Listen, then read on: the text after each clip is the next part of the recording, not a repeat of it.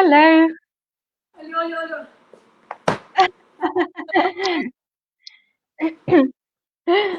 Hi. I love your Hey, background, Marina. oh, I love your background. what? Look, I don't know, maybe it's my kettle, but I wouldn't say that I hear you very well. Really? What about now? How's it? It's a bit quiet. Is it? Maybe it's my kettle, just wait a minute. I'll just put on max and mute. Yeah, I can hear you really well. Good. So you look Good. great tonight. Much more better, more relaxed. More Ah, relaxed than yesterday. Did you have a good break last night? I watched a few movies till 2 a.m. and then I couldn't get up this morning, so I woke up in the afternoon and I thought, it's fine, so I can do What whatever type I of want. Got what another type? house. Yeah, what type of movies did you watch? Look, I started watching Suits on Netflix. I can't stop. So it's so cool. Those guys are so cool. Are they? Yeah, that's Uh, amazing. and also the social dilemma, as everyone is watching now. Yeah, I watched it yesterday, so I thought, social media. Oh, So how you've been? that's fun. Yeah, I'm great. Just sort of tuning up for the weekend. So like can't wait for the weekends finally to hit the ground and we can relax a little bit. But I guess it could be potentially very busy time for you because weekends are normally busy time for real estate industry, isn't it? Am I right? You are right. Yeah, but nowadays, I don't actually feel much difference between weekends or business days because it feels like it's all the same. People work just after hours or before hours on the weekends or during the week. It's just, I don't know, it's a bit different. That's why it's like, oh, weekend is happening. Okay, weekend is Yeah, coming. that's right. That's right. So, as far as I know, you're based in Mornington Peninsula, are you? For the I am. starters. Can you speak? Wait, Yeah, yeah, let me. sure. I'll just come back in a second. Yeah, I am in Mornington, but I like traveling. Yeah, I'm coming. Okay, so I'll show it an example.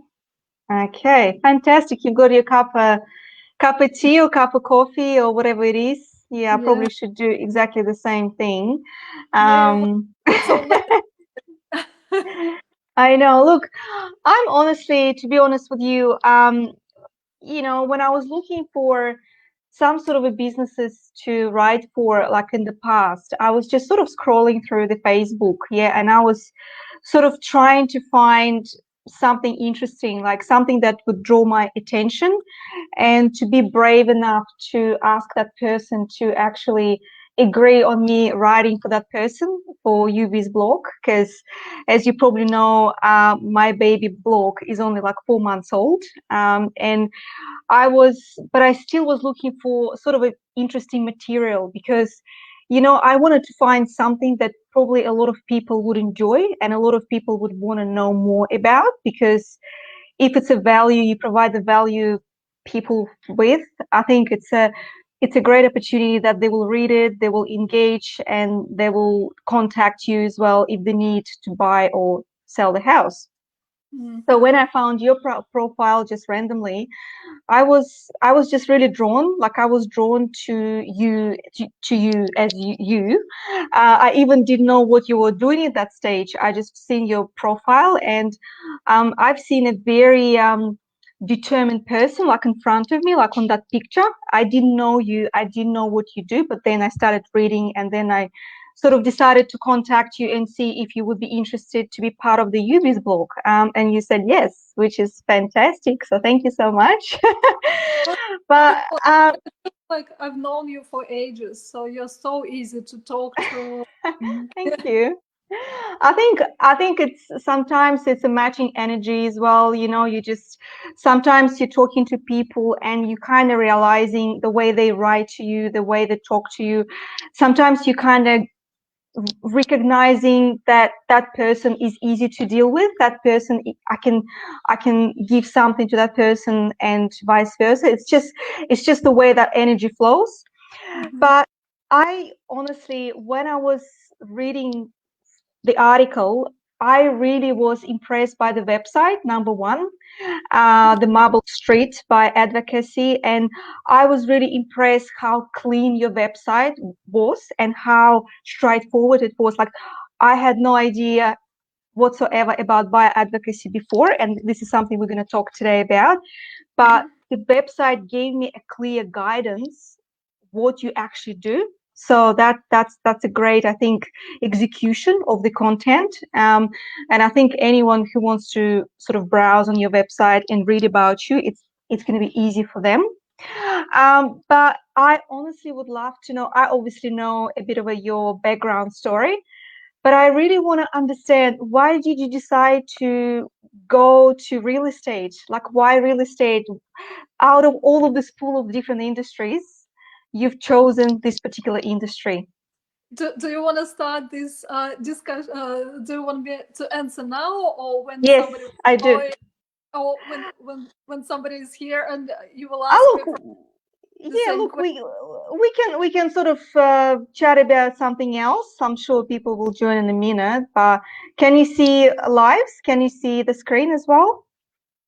Like, can you see who is watching on the screen Not now? really. I can see only myself and you and But you me. don't So, you don't you don't see in the corner like amount of people watching? No. So there's a couple of people so far watching. so it's not Um, on. All right, so yeah, wonderful. there's a couple of people watching. So, and they always will be able to look on, like, watch on Encore. So because you can always jump in and look into it. But like real estate agency, yeah, like real estate industry. Um, why did you choose this? What was your inspiration behind of it? Well, it's a long story. I don't even know where to start from. So I'm from Moscow, right? Hmm. And at some point, I was studying psychology, and I've done masters in psychology, in teaching psychology, which was very interesting. But back then, more than 15 years ago in Moscow, there was no way you could make some living of being a psychologist, and taxi drivers would earn more than that, more than psychologists would. So I decided to become a sales representative, which later brought me to regional sales manager, and I was selling alcohol for 7 or 8 years in Moscow. And then at some point, I realized that it was extremely unethical what I was doing, because Russia is a drinking country full of alcoholics. My father is one of them. So I quit just like this. And back then, I was earning sometimes 10,000 euros per month, which was um, to compare with, for example, my mom, she's an artist. She would be earning $300 a month, which was a huge difference. And when I quit, I thought, okay, what do I do? And I couldn't find myself in Russia anymore. So I came to Australia. And then I said, okay, I've got to find myself here. What can I do? And I tried to work as a carer, as a disability worker, and so I tried to help people a little bit. But then I realized I'm not ready mentally for that, and I decided to go back to sales. And I thought, okay, what do I sell? Alcohol? No. Drugs? No. Tobacco? Definitely no. And No. I was for an ethical project. And I thought, okay, real estate would do. The houses, they're looking great here. And yeah, it's a beautiful country. I was so naive. And probably selling alcohol is more ethical than real estate. I didn't know back Really? Oh, then. wow. I didn't know that. Because I know that alcohol industry, they need to have some particular license here for selling alcohol. So if they don't have license, they can't actually sell it. Is it But at that least type it's of? parent, Uh-huh. you go get a bottle of vodka and you know you will be drunk, and you know there is no brainer. While in real estate, uh, so when I just got my job and I got it out of 100 people who applied, and my boss said, okay, if this girl could sell vodka in Russia, thousands of bottles a month, she would really, yeah, it would be easy for her to sell real estate in Australia. So I got a job. And of course, I couldn't become a director of real estate agency straight away, right? They sent me door knocking. So off you go. I couldn't speak English back then. I was literally having panic attacks. I would knock on the door and pray that nobody would come. I hope nobody would be home. But then through my first months, I think I got. By the way, can I ask you something about this one? So like a door knocker, yeah. Like I've done something similar just in Australia as well. Because I was working for Roy Morgan. It's a research company, and I actually told my husband that like I was working for them like for 5-6 months, and it's more like upgraded. You've got hi Raymond.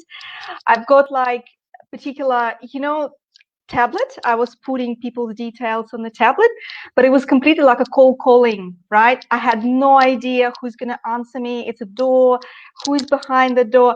And I was actually telling my husband, I was saying, that was a job. That was a hard job. And he said to me, it wasn't a job. It was a challenge. Don't call it a job, because it's an unknown. You have no idea who's going to answer the door. So I understand you 100%. I understand, but you kind of feel more comfortable as you go along. But you still can't crack that feeling of sometimes discomfort. Yeah, like you kind of, because you don't know who's answering. But yeah, I understand you 100%. And I've done it, and it was a good experience as well, but it was challenging. So I had to talk to 100 people per day. So not just to knock on 100 doors, but to speak to 100 people per day, convincing them to sell their houses. And I was doing quite well. I lasted for 2 years. But while I was doing my job, while I was talking to them, of course, they were sharing their stories. And guess what? Almost everyone who had an experience with real estate agents before selling or buying, they had a story to tell. And the majority of those stories are not positive. And don't get me wrong, there are many beautiful real estate agents in this country, but also there are many agents who use unethical tactics, unethical approaches. And for instance, it's underquoting, overpricing, conditioning. So we know about them working in real estate, or people, they might experienced it before. And I spent there a few years, and I realized I can't do it anymore. Just for ethical reasons, I could not. And so I quit. I quit, a single mother, and I started my own business. And it didn't go that straight. It don't go well. No, I didn't have strategy. I've never been a business person. I knew I wanted to help people. And I didn't even know that the industry already existed. It was vendor advocacy. That's what I started. I didn't know that Ian Reid is already there. I called it home sell and support and started helping people to choose agents. But without right strategy, I was quite lost and I wasn't sure what to do. And those people who wanted me to help them, they would soon become buyers, and they were asking me for help again, and I didn't know how to help them because I wasn't sure what's the right strategy, right? And then I finished Buyers Agents Institute. I got my license in real estate. I got certificate 4 in real estate, and then it started. So yeah, I think once you're starting building that experience and your head is in the right direction, I guess this is when the magic starts coming along, because sometimes you start doing something and then you give up, like you're thinking, oh, it's not for me, like, because it's not working. But actually, hang on a minute, I actually want to do it. I really want to do it. I really enjoy doing it. How come it's not working? And then all of a sudden, once you kind of losing that hope, You still trying to push it through. You get the course done, you do this, you do that, and then all of a sudden it starts working for you, because I think it's called like a second breath, when you run out of the first breath and then oh, I can't do this anymore, and then you crack it through, and then the magic starts coming along, and because you kind of sort of becoming professional, you know what you mean, you know what you're talking about, you know the strategies.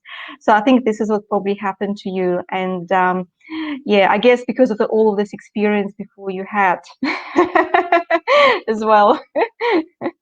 Was brave enough, but again, yeah, I had a lot of doubts being on my own, thinking whether I can do it or not, and if I can bring enough values to my clients or not. And then, so now with a bit of an experience, my ratio is so I save my buyers.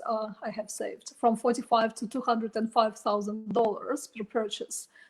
Just negotiating my previous experience, because we attended a lot of trainings and we had to read one book a week. It was the requirement of the agency on negotiations.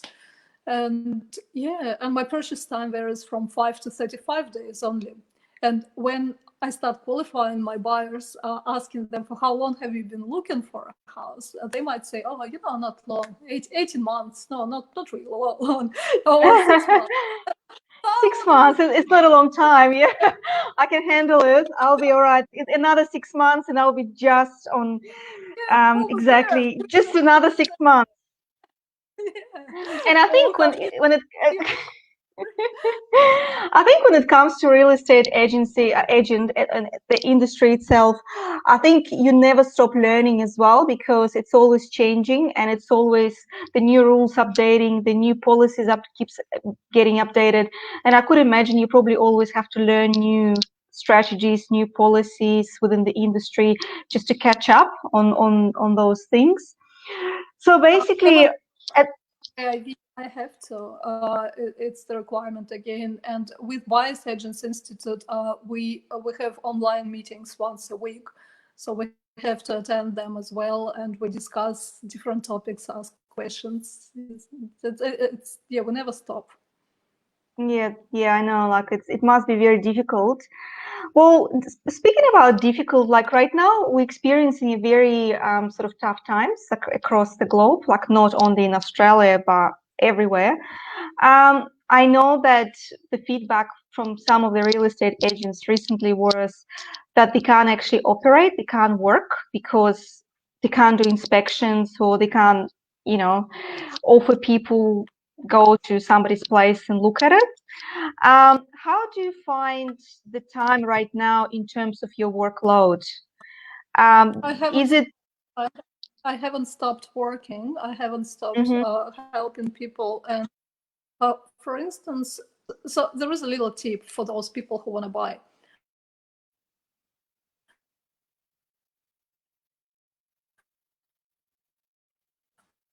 For instance, yeah, I think there's all good. Yes. Okay. Yeah, all good. Yep. So when you buy property, when you buy property during the normal times, there is a 3-day cooling off period. So when the property is purchased and signed by both parties, within the 3 days, can change your mind, because what if it's an emotional decision or something changed or whatever. But you can put the same clause in the contract, saying that this 3-day cooling off period will start from the day you can physically inspect the property. And good professionals that can help you with that and write it in a professional way in the contract. And yeah, this way you protect yourself. If, for instance, you see photos, you see videos, you like them, and then when you go and check the property and realize that it's twice smaller, or the condition is horrible and it hasn't been disclosed by the agent, for example, you can cool off. But normally agents don't tell you that, because they want a business done, so they want to close it. Yeah. Well, in terms of the like your advice, because obviously ethical kind of ethics, yeah, it's very important for you, like ethical part of it. How, like if, for example, I'm buying a property and most of the real estate agents, they're amazing, but how to avoid the ones who actually, how to pick up the clue that the agent is actually trying just to sell, how to figure it out straight away? What's the clues, maybe the questions they're asking that can sort of make you feel, hang on a minute, that's strange question? Because I know most of the real estate agent, with all my respect, and I know some of them absolutely lovely, but there's obviously any industry's got lovely people, not lovely people, how to identify those clues that would tell me I don't want to deal with him or her. What advice would you give to? Uh, are we asking about an advice for buyers or for sellers? Because if it's vendor advocacy, then this question would more help wholesalers, vendors. Probably Or for if it was vendors, probably for vendors, right? When I do my vendor advocacy, first of all, I would do an independent appraisal, and I would find out what the property will sell for. And then when I speak to the agent, I would ask him or her this question, right? And straight away, I would distinguish whether the person underquotes, overprices, or whether they price it correctly. And then the advice they give. For instance, if they suggest auctions, right? It's one story, long story. I can dedicate my time later to. Okay. Or what sort of marketing strategies would they suggest? So yeah, there are several things you can just pay attention to, and their honesty as well. And yeah, commissions. Some people, they base their decision on the commissions that agent would charge, but actually good agents, they are not cheap, and it's better to pay slightly more commissions than undersell your property and not receive $200,000 or $300,000 or whatever, Yeah, that's right. Yeah, that's right. Yeah, I 100% agree with you on this one. I wanted to add that some agents, they like buying their listings. So for instance, they would tell you that, you've got an amazing property, I can get 1.1 for it. And of course, you're excited because you know that previous agents interviewed before, they said, 950, 130 maximum, right? And you sign the contract, and then guess what? No buyers are coming. And the agent would say that, the market has changed a little bit, or you have this horrible tree, probably full of, I don't know, full of ants or something. Yeah. Yeah, they would create silly reasons to condition you and drop the price down until the property gets sellable. And then when you're totally exhausted with this marketing campaign and the property finally is priced correctly and sold, you're happy and grateful that that agent just did it. But at the beginning, it's supposed to be priced in the right way and presented in the right way, because it's very important as well, the way you present your property and how well dressed it is. So yeah.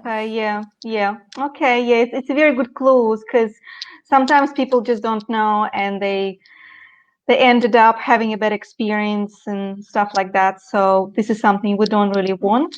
So with this right now, like with sometimes the toughest, tell you, keep going. Sorry, keep going. Yes, they tell, I've got a beautiful buyer for your property ready to go. Just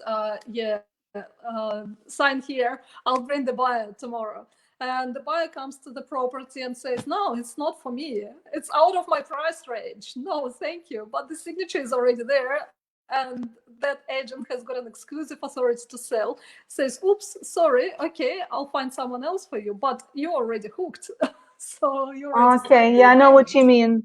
Yeah, it's not quite right. I think it's about honesty as well, and you need to give evaluation of this is the bias I can suggest, and just be honest, I guess. Yeah, honesty is the key, because in the end of the day, if people had bad experience, they're not going to recommend you, you know, like you might sell this property, but you might not have any more customers, you know, because people just not going to recommend you and stuff like that. Yeah.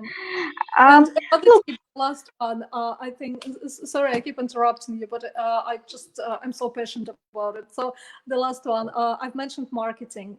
Some agents, they charge in advance, and it can be up to $5,000, sometimes more, sometimes less. So it depends what's included. But you have to pay this money, right? And some agents ask you to pay in advance. Some agents say no sale, no charge. Some agents let you pay when the property is sold. And this is a very important moment as well, because if you've paid already $5,000 and the agent is doing whatever the agent is doing, and yeah, the process is not that pleasant, but you're already hooked. You've invested your money, and you're just praying that maybe tomorrow it will be sold. So it's better not. I know that not every single agent would be creative in this way, but it's better to negotiate it as well and don't pay and not to pay straight away. yeah, Marketing okay, fees. that's a good one. That's a good one. Do you know if what's the price right now with this coronavirus situation? Do you think that the price is going to be increasing with this coronavirus situation right now, or they're going to be decreasing for now? Like if somebody wants to buy a property, if it's going to be like beneficial time for them to buy now, or maybe to wait a little bit and then try to buy it? Mhm. It's a very good question, thank you. But unfortunately, I don't have a crystal ball to predict what's going to happen, and no one does. And if they say that they know what's going to happen, it's probably a Yeah, bit of don't believe speculation, right? them. Don't try. Uh, But I can tell you that now, even though the situation in this country is not the best, the prices, they haven't gone down. And the reason for this is a very limited stock. So vendors, they are reluctant to advertise their properties and pay marketing fees again, right? Because they don't know whether they will sell or not. How would they sell without being able to open it for inspections, or just they sell off market. Mm-hmm. That's why buyers agents are very handy in this case. But the prices haven't changed because of the limited stock. So there are many buyers, and some of them, they are super desperate. They sold, they need to buy, they don't know where to find the property, they don't know how to find the property, they don't know what's the processes behind the scenes, right? And yeah, that's why prices, they haven't been affected yet. That's what I can tell you. Okay. Well, so I guess it's a good news in a way. So, because people are very concerned, like what's going to happen with properties now? Are they going to increase, decrease? Is it the best time? And stuff like that. So you currently, most of the time, you're focusing on buyers advocacy, right? This is your focus right now. That's pretty much, It, it yeah. is. It is right now, and it gives me goosebumps. I love buying properties. I love making people happy, and I love their reaction because, yeah, in my experience, I've never purchased a property for the asking price, or for the price which was within the asking price. It's always below, and the time is always much shorter than they would invest. And plus, I know, I see this reaction when it's the one. It's like meeting the right partner. Like, oh, that's the Yeah, one. So yeah. the same reaction when we finally find a property for them, and I see how excited they are, and these emotions, how stressed they are, and then how I deliver this news that yes, it's yours, and yeah, I do like it. But because I'm a licensed estate agent, and I spent a lot of time in sales departments, sometimes I still sell. Of course, I would never act on the same deal because it would be a conflict of interest. But yeah, sometimes people approach me saying that we trust you, we want you to sell. And yeah, even yesterday, I sold the property without an inspection because, yeah, for the obvious reason. Wow. And I sold it. So we listed it a week ago. and yesterday it was sold. And I got the top price, which is amazing. So it's all good. That's fantastic. That's amazing. Yes. Well done. Good job. Thank you. Was this property in the Peninsula area, or was it in a particular area, It was in or? Balnaring, yeah. So we couldn't go there, but so That's we took amazing. photos. Used so, Well, look, I'm actually interested in the marketing perspective with your audience, like with your customers. Those people, are they most of them like families with kids, business people, people who are retirees, students? How do you find in a percentage way who's your clientele? Like, I'm just curious to know. this question drives me crazy because when I just It's started a marketing this question, yeah.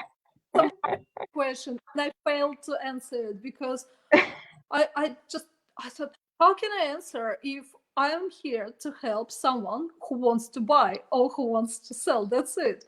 And it hasn't changed. My clients are totally different. It's young families, it's retired people, just different people, young professionals. I think the most important criteria is when there is a listing presentation or when we're talking to the potential client, it's just matching personalities probably. If we get along, we get along, and then we work and everything is great. Okay. That's my Who do you probably find target. is easier? Huh?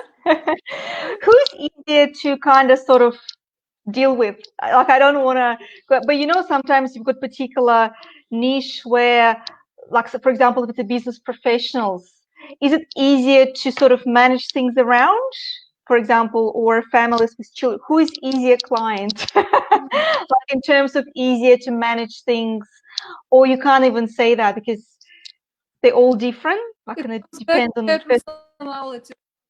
It comes back to their personalities because some clients, they believe, and it doesn't matter who they are, whether they are young, old, or they believe they know everything. And I had an experience acting as a vendor advocate for a person, and I explained her how it works. And I was in her area talking to local estate agents, and I would actually never talk to the agents. I would go straight to the principals or directors, and I would deal with them. And what the lady did, she learned the process a little bit, and she decided she can do better. And behind my back, she was doing the same. And all the agents in the area, they were laughing, saying that what is going on here? And she would try to negotiate the commissions. While it's clearly my job to do so, right? And these sort of clients who think they know better, they don't know that they don't need me. So that's what I try to avoid, and that's it. The rest is fine. I don't care who they are. I mean, I like everyone.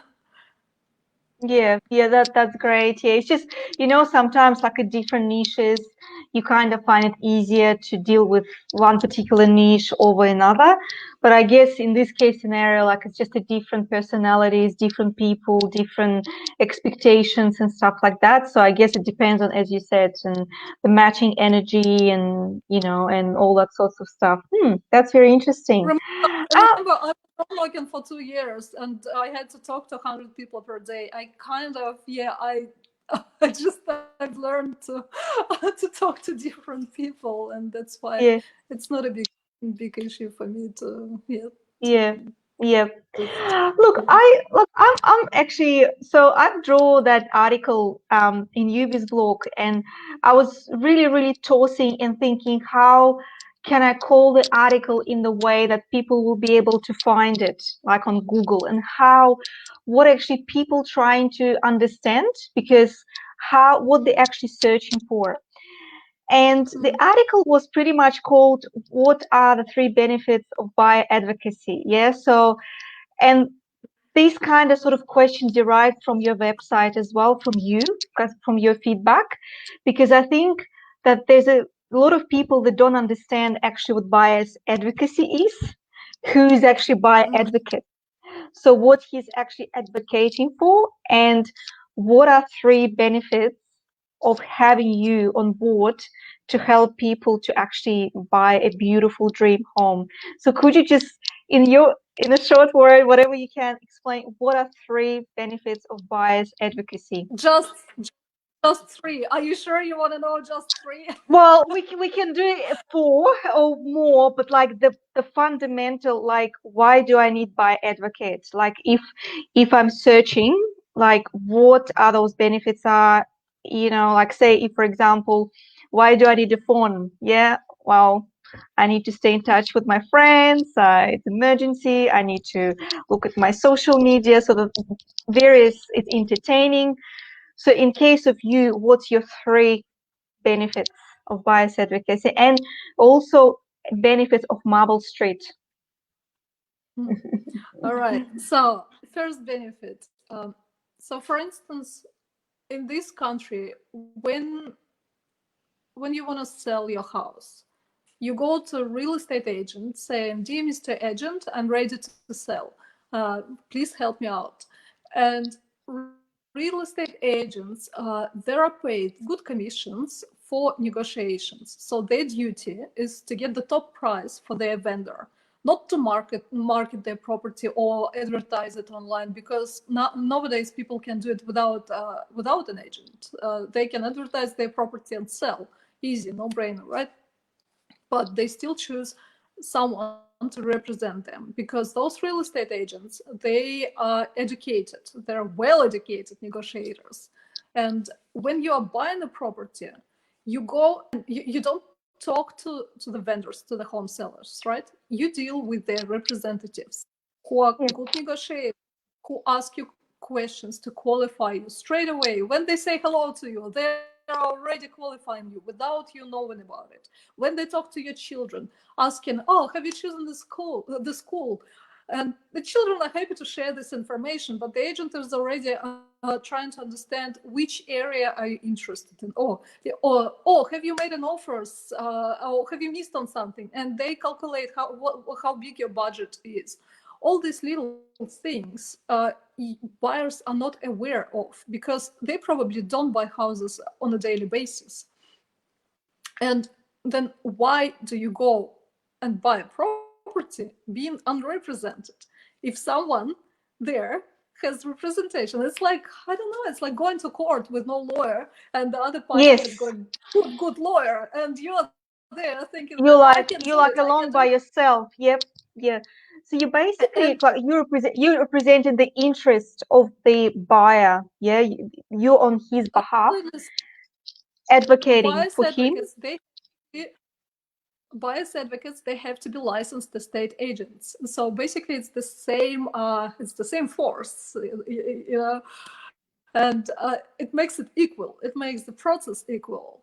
And buyers agents, they're here to negotiate the best price for you, while real estate agents are here to negotiate the top price for their clients. And buyers agents can justify the price they're offering. For example, they can find out if the property has been underquoted, overpriced, so they can justify it just doing comparative market analysis professionally using RP data, same data which real estate agents are using. That's a very, very important thing. That's how I saved so much money to my clients, because obviously real estate agents are trying their best for their clients, right? And So number one, so money saving. Number one, money money saving. saving, Yeah, uh, yeah, then saving time. Uh, time. as I Mm-hmm. said, yeah, as I said, now properties, the majority of them are sold off market. How do you access these properties? How do you find them? Do you get phone calls from real estate agents every day saying, "Oh, I've got this one coming"? No, you don't, right? Because real estate agents, they call buyers advocates, asking, "Have you got someone for my property? Because something is coming, and here the description is such and such," and you try to match those two. And again, you don't see it online. You just see the board with the sign sold. How come it wasn't advertised? So Okay, that's very interesting. See, I didn't know that. Like, I didn't know that real estate agents would call buyers advocates. I wouldn't we even. buyers advocates can't get a good deal without establishing good relationships with estate agents. Estate Yep. agents, they benefit from buyers advocates because they know that buyers advocates have got clients for their properties. You know, it's just we can't It's like deny that. Just it's like a cycle, yes, like a two-way traffic, yes, sort of kind of we that flows need. all the time. Yeah. Did you obviously you established great relationships with real estate agents in the area, didn't you? So you've got a couple of partners you partnered with, and if And it's not a not a secret, is it couple. Not a couple. I think I know a all of lot? them. A lot? Yeah. Hmm. When Wow. I came when I came to Mornington Peninsula, and I don't get me wrong, but I know I live here in Mornington. But when I used to live in Dandenong Ranges, no one would come there to visit me. I had to visit my clients everywhere in Seymour, in Flemington. So I was driving everywhere. That's why I know agents not only in the area I live in, but just everywhere, right? Or even if I don't know those agents, I would call and say, I'm a buyer's advocate, and they would welcome you because, again, we benefit from each other, right? And in this area where I live now, people know each other. And yeah, when you start being active, you see each other, you talk with each other, you buy from each other, and yeah. Yeah, that's fantastic. So do you have like I don't know, top five, say, real estate agents you always in contact? Like, say, five people you always in contact. They're like your top five. Because you probably would choose five or I don't know, 10 people. I don't know how many, but you would have like it's like anything, you've got five top friends, yeah, five top business partners. Do you have that as well, like on your list? Okay, I'm going to this, them, him. Like, is it? Yeah. Uh, Not when I'm working. I do have my favorite as my friends, with Hmm. whom we talk not only about work but just in general. You know, we stay in touch. But when I work, I get a client's brief, and I have to find something they described. And it doesn't matter who is selling it. I just have to find it. And my obligation as a buyer's advocate to call everyone and to keep calling until I find it, because they probably, some of them, they don't have it today, but who knows, it can change 3 days later, and I have to do my best to find the property. And I'm not, how to say, uh, I'm not, uh, You're not limiting yourself to a particular group. You're no, trying to extend I your. can't. It would be Hmm. highly unethical to limit myself to a particular group and buying only from them, because someone not from this group might have the property my client needs. And then Yes. my duty is to establish good relationships with that person, even though I might don't know him or her yet. But yeah, I have to find the way to purchase. Yeah. It's not about friendship. Yeah, It's about being. it's about client. Yeah, it's about the needs of the client and about what they want rather than friendship and what you want. Absolutely. Yeah, look, I can you can you tell me, because I it's always interests me, two things. What was the best, success you had, that the best success ever, the best sale or buy, whatever the case it was, and the worst, the toughest? We all in our professional career, we've got some really Mhm. bad case, like we've done something and then we fixed it and then we learned something out of it, or we had something, wow, how did I do that? I will I feel like I'm the best successful professional now. Do you have those cases in your career? And I'm sure you did, Sure. because the reason I'm asking, because when we're talking about the toughest cases, it's actually highlights what you learned out of it and how did you manage that. So we can start with success with the best case and then with the worst case, sort of kind of those two things. Right, my success. When I just came to Mornington Peninsula, I didn't know anyone here, and um, somehow through my connections, I've been recommended to get in touch with a client who was struggling. It was a famous basketball player with two children and his lovely wife, and they were looking to buy for 2 years. No, sorry, I'm lying. 18 months. They were 18 months on the market, and the girl, his wife, she had an amazing memory. I don't know. I mean, if I will be hiring someone, she would be the first one I'd approach, because she knew every single property sold in the area, even off market, how much were they sold for. It's full on, and she didn't even have it in writing. It's just it was all in her head, and they couldn't buy. They had how much they had 1.1 to spend, yeah, and so basically they couldn't buy property for 1.1, and I didn't know that it's going to be that hard. I spent with them 35 days. I was finding properties off market, and I was so excited, thinking that they're gonna love it. It's within their budget. The property is lovely, and they would come to the property very positive, full of excitement, saying, "Oh, that's amazing! Thank you so much. It ticks all the boxes, but it's not for us." And No. it and on. And then they started saying to me, if you feel tired, you can leave us. We would understand, but we love you, but we would understand if you leave. And I thought, no, I'm not a quitter. And 35 days later, I bought a property for them, which was for sale for $1,300,000, and we bought it for $195. So we saved $205,000 and purchased Wow. within 30. And for me, 35 days, it was a long, long emotional project. And then local agents told me that they were actually joking about this particular couple and teasing each other, asking who's gonna sell them a property, because no one believed they're gonna buy. And so, yeah, I think it was amazing experience, and I'm glad it happened. So I'm glad that, yeah, And the there thing are is, some. it's a life changing, because these people will remember you for the rest of their lives. But it's also you saved them $200,000. So it's like it's It's a like literally it's a game changer, because like $200,000, it's, I don't know, it's someone's could be 4 or 5 years income, for example. I'm just talking average here. Right.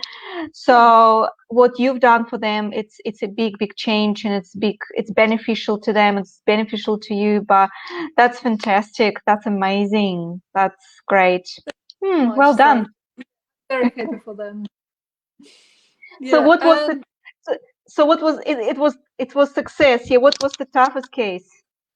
oh, That's yeah, the okay. toughest. That's fine. The toughest case happened to me recently. I was selling a property for someone with whom I think we established quite friendly relationships. And that person, she was struggling financially, and I really, really wanted to help. And I didn't know that overperforming can actually kill you, can kill you and your reputation and everything. And when I inspected her property, I realized that she's not gonna get much for it. And I thought, Mm, what can I do in this case? How can I help this lady? And I said, look, it's going to be staged. We have to style the property to make it attractive, to find a hard buyer who would feel excited, seeing it, and who would just put their best offer. And she said, look, I don't have money to do so, and I don't see the value in it. If someone wants to buy, someone wants to buy. And I couldn't explain her the importance of staging. I said, okay, I'll do it for you. I will invest my own money, because I know you need my help. I know you need my help to move forward and to buy another property and to move to a different area. So I spent it's around $2,000 or $3,000 value of items I purchased for her property. We staged it. When she saw the photos, she said, "It's not my house. I mean, it looks totally different. I'm so excited. It's so beautiful. It's so luxurious and blah, blah, blah." And I was excited as well. And then I advertised it the way that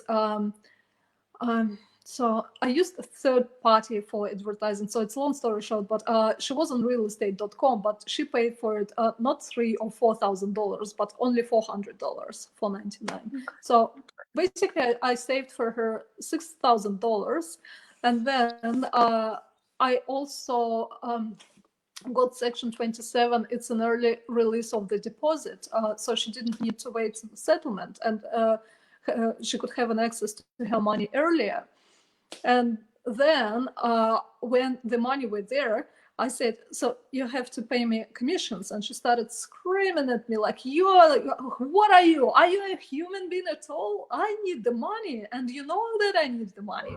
I can't pay you now, so you've got to wait." And I said, "But if it wasn't me, then you would receive your money at the settlement, right?" And she said, "Oh, you are doing it for money. You are just money motivated person, and that's it. So you're not a human being. You're so unethical. You're such a bad person."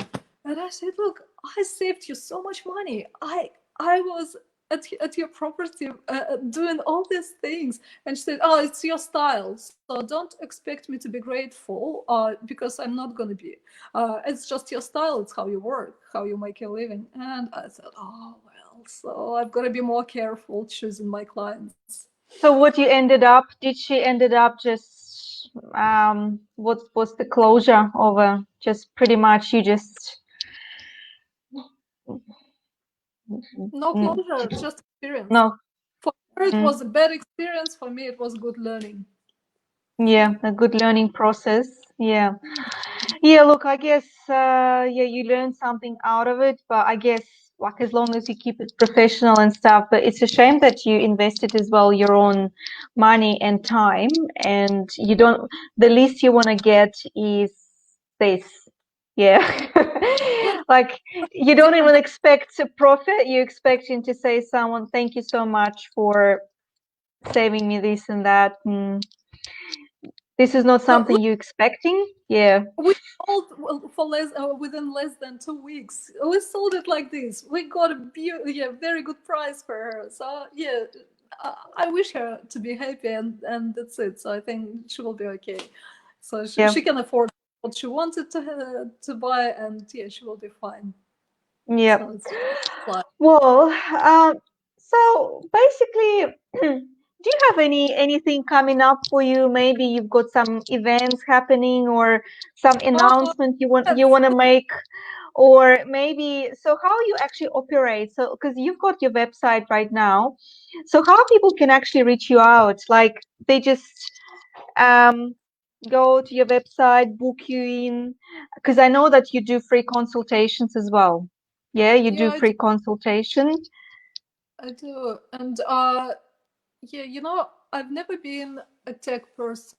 That's why I don't invest my time into the marketing, because I simply don't know how. All my all my cases, all my business is just running organically. That's why how people find me, they can call me, they can email me, or they can just go jump on my email website and get my details from them. That's it. For example, I want to buy a house, yeah, just like in Melbourne, yeah. So I call you, yeah. So I'm calling you and saying, "Hi, Marina, my name is Anastasia. I'd like to buy a house." Yeah. So what would be your first answer to that person? So how do you answer them? So say, for example, what's your first sort of sentence to them? How you start sort of what your offerings are to them at the first stage? I'd say, "Congratulations, it's an amazing idea. Have you got a pre-approval?" Because when you engage a buyer's agent, sometimes it can happen like this. So today we sign the contract, engagement form with the client, and find the house tomorrow, and then think, oh, okay, we need to work on a strategy to execute the property. And my latest case of buying a property took me 5 days altogether. So 2 days negotiating, 1 day just getting to know the client, and then looking for a house, and 5 days, that's it, the property was purchased.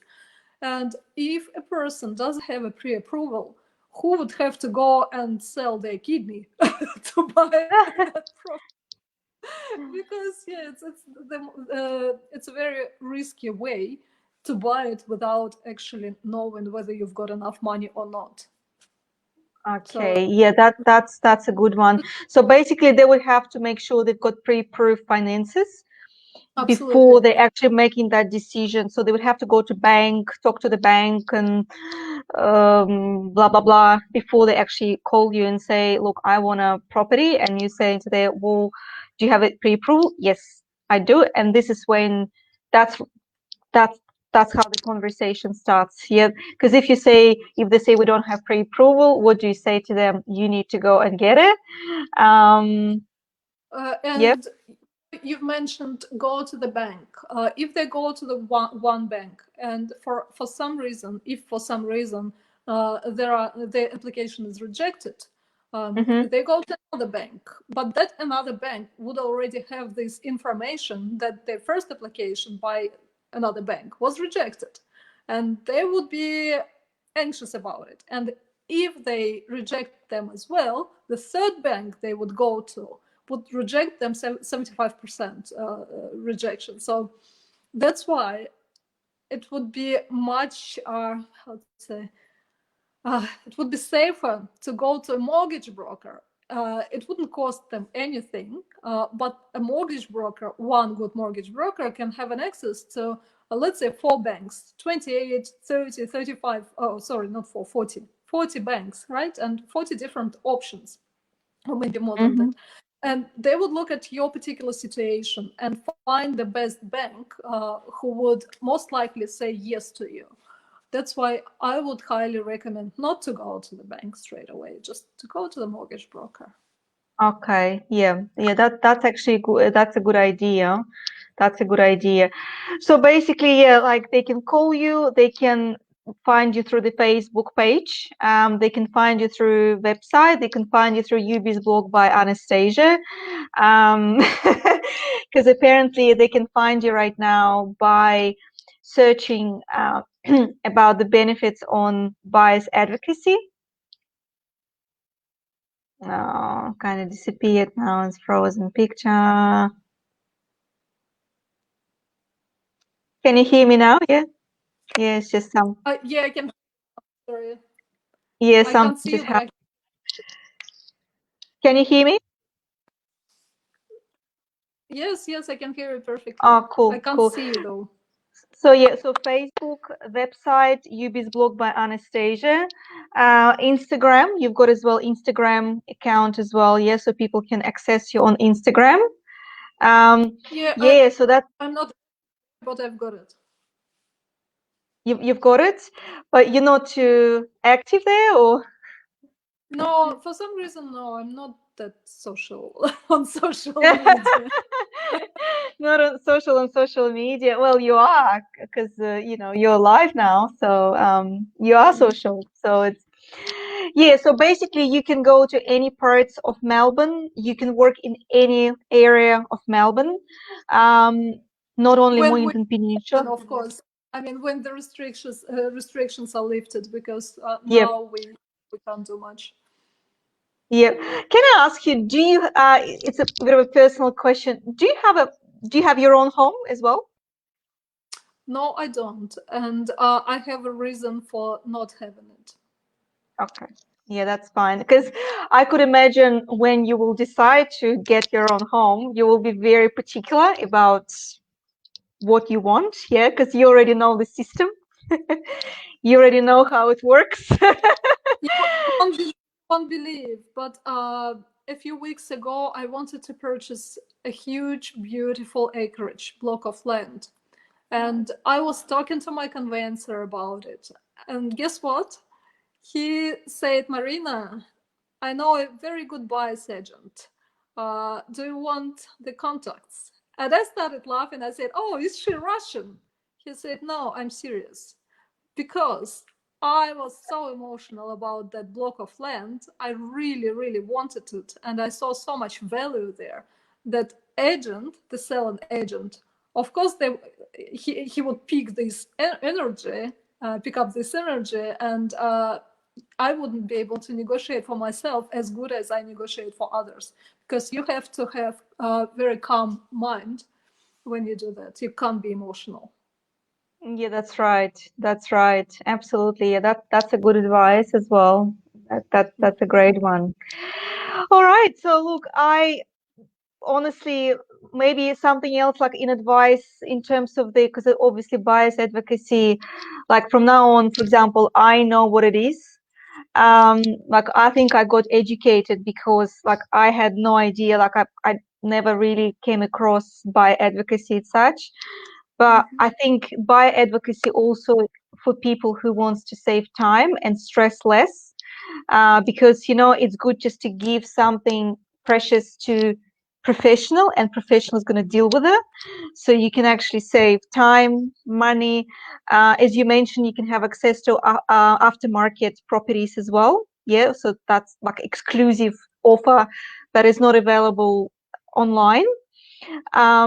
Yeah, I think it's a great opportunity because, and also I just want to ask, so in terms of your fees and stuff, you don't charge people straight away, right? You charge them No, in the end. Yeah. absolutely not. I would charge when the property is executed, when the property is purchased, only then. And sometimes it takes a lot of time for people to feel right, because some properties, they can tick all the boxes, and a client of mine can inspect it and say, yes, it's perfect, but it's not for me. I don't feel that it's the one. And we actually don't know when we signed the engagement form for how long we're going to be together. And I would never leave my client until we find the property. We Yeah, engaged. We engaged with them for for for some period of time, yeah, until we find the one. how And many hours, how many hours a week you're working? Like it's just again, it's like a personal, is it like you're working every day or you have a day off when you can actually sort of relax and chill I out don't and I don't relax. I kind of work 24/7, because when I sleep, I think I'm thinking of the strategies and possibilities and such and such. And when my child is asleep, I'm researching and looking everywhere, and also, yeah, finding those off-market properties during the day, during the night. So it's a non-stop process, and there are no time frames. So I work when I can, don't have days off. I have oh some wow. off, but not days. Yeah, maybe a couple of hours in between. Mm, Yeah, you can just turn off your phone and just sit down and have a coffee and spend some time with your son as well. yeah, I have. Yeah, by the way, your son is so gorgeous. Like I was looking at some photography online and he's actually, I don't know, but I think he's your little copy. It's off the topic, but like I looked at his face. How old is he? He's 7, right? He's 8. He just Oh, turned he's 8. 8. Fantastic. Because my daughter, she's 7. And when I was looking at him, I was thinking it's probably similar age group to my daughter Mm, as well. So very kind of facial presence of the same age group. yeah. Well, that's fantastic. Look, but in the end of how many clients? So do you have any cases running right now, like active cases when you're working actively? So with the buyers, it's not that easy to get someone now, because, as I said, they want to see the properties, right? And I don't have desperate buyers. For some reason, I got drawn to selling. So, as I said, sold yesterday, and tomorrow I'm signing another client for sale as well. So I do have clients, but not for buying. So yeah, if somebody would come through, yeah, after this beautiful conversation with you, then I'd be very grateful. Yeah, it will be. Well, pretty much what I'm gonna do. Obviously, tonight we had a couple of people live. I've seen them on. But also the video will be available if you don't mind. The video could be available on YouTube as well, because I'm gonna upload this video on YouTube because I'm just in the process of building a YouTube channel, which is like beginning of all of it. So I will upload on YouTube channel, and also I will highlight that because YouTube is a bigger platform. I want to highlight its advocacy in Melbourne because yeah, it's particular. It's a particular city. Like you're not going to be in New South Wales, right, or Northern Territory. You're working in Melbourne. So it will be available in YouTube as well. And I also will, in this post, I will put all your links leading to your page, all your Facebook page, and also Yubi's blog by Anastasia as well, of course. And also, like, I would like to stay tuned and see what's going to happen next for you. I think it's, by the sound of it, you're very busy. But I think after all this coronavirus situation, you must be very busy as well because people will start back on track and stuff like that. Yes, it was absolutely amazing chatting to you tonight. So like I learned so much. I actually would probably do some notes and and you're welcome under this post if you want just to draw a couple of things you want to draw, maybe benefits or advices, whatever you need to advise, because a lot of people, they might just watch after maybe tomorrow or on the weekend because it's on Anchor. And you're welcome to share this video on your pages as well, so people will be able to see your face, to hear your voice and stuff like that. And yeah, so thank you so much. It was great having you tonight. I'm happy that we had a good connection. Nothing was echoing or most of the time. Yeah, so thank you so much. You have a lovely night. Have a cup of tea, or spend some time with your son and prepare for the next day. Thank you so much, Anastasia, and it's been a pleasure just joining tonight's live. And yeah, I'll talk to you another day. Okay. No worries at all. You have a good night. Talk to you soon. Thank you. Bye bye. Thank you. Bye. Bye.